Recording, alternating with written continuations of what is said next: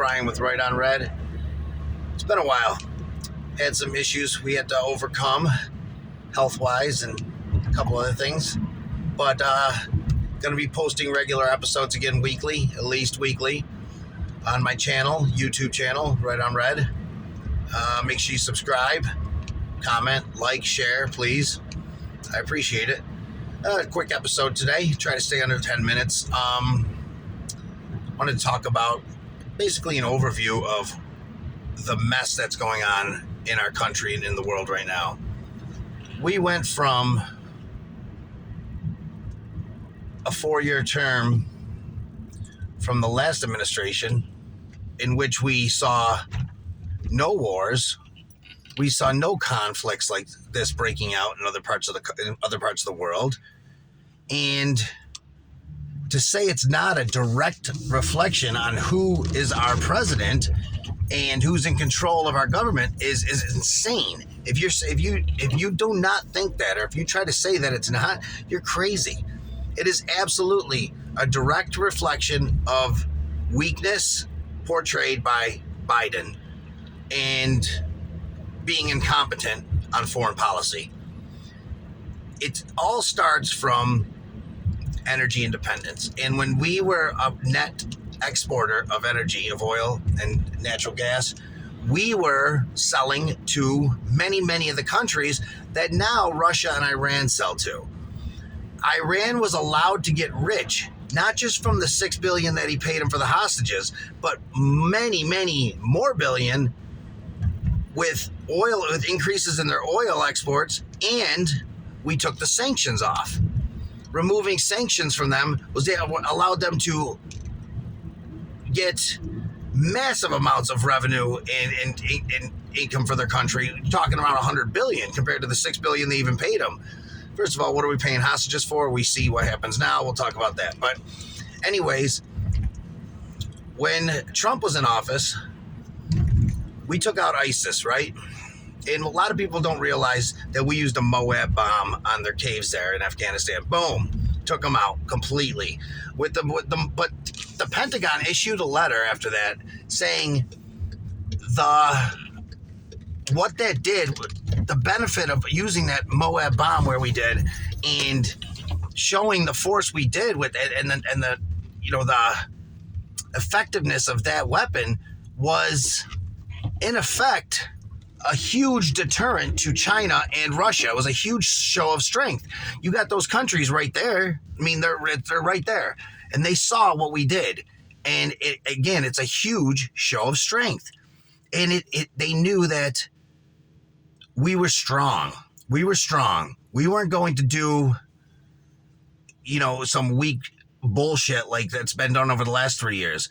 The Afghanistan withdrawal, you'll hear Biden say, well, Trump was already doing it.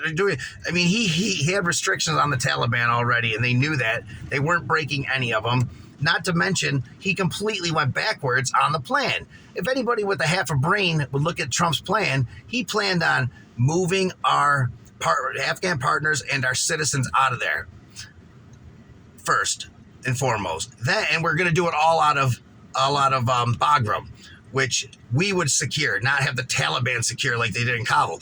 We would have secured that base ourselves, which means we would have had 13 people die and a bunch of Afghanistan citizens die. We would have secured it. We would have kept it, as a matter of fact, so we would have had over-the-horizon capabilities. Our equipment would have been disabled and blown up, the ones we couldn't take with us. The rest of it would be taken before the American soldiers and military left. The last thing we would do was disable and blow up our communication equipment, and then get our soldiers out, leaving a couple hundred in there for our over-horizon capabilities and to ensure that there wasn't chaos. That plan would have worked. Biden went completely backwards on it and gave Bagram up, which China said, thank you, we'll take that. It was amazing. Anyways, that got this going, along with no more oil being sold by the United States because we put restrictions and regulations on the drilling, stopped a lot of the exploration, all of that. So Meanwhile, Russia and Iran were able to get rich doing that. Russia did not have the money or the capability to go into Ukraine because they just simply weren't able to get the funds to until Biden came into office. Plus, the show of strength kept them away. Iran, we were so strict with Iran and China. This would have never happened. We were signing the Abraham Accord peace deals left and right in the Middle East with Israel and other countries. This is what we get from it now, from a new administration that some of Republicans voted in. Remember that, because you didn't like mean tweets. I would really hope in 2024 that you side with policy, whether you like the person or not, and hit Biden out.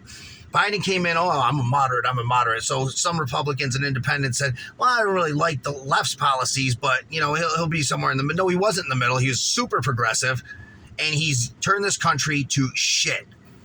Our foreign policy is a joke. China will go into Taiwan soon. We will be spread so thin. We're getting rid of special forces in our military, like the Green Berets, because we can't fill them up because our recruitment and enlistment's so low. Why do you think that is? It's time to step up. It's time to talk. It's time to let people know all this and make sure we're not going to be voting for mean tweets. We're going to be voting for policy and for effectiveness and for what was better for us, both economically, personally, and for our country. The choice is simple. So start talking now, though. It's a long time from now, but it's not a long time from now in the same sense. Start talking now. I don't care. Hopefully it is Donald Trump. If it's not, I don't care who the Republican candidate is. He has to win. She has to win, whoever it is. We have to keep the House. We should take the Senate. We have way more, the left has way more people up for re-election. I think it's like 13-3 or something. It's crazy. We should, and Manchin's one of them, which he's going to lose. The polls aren't even close. We should take back the Senate.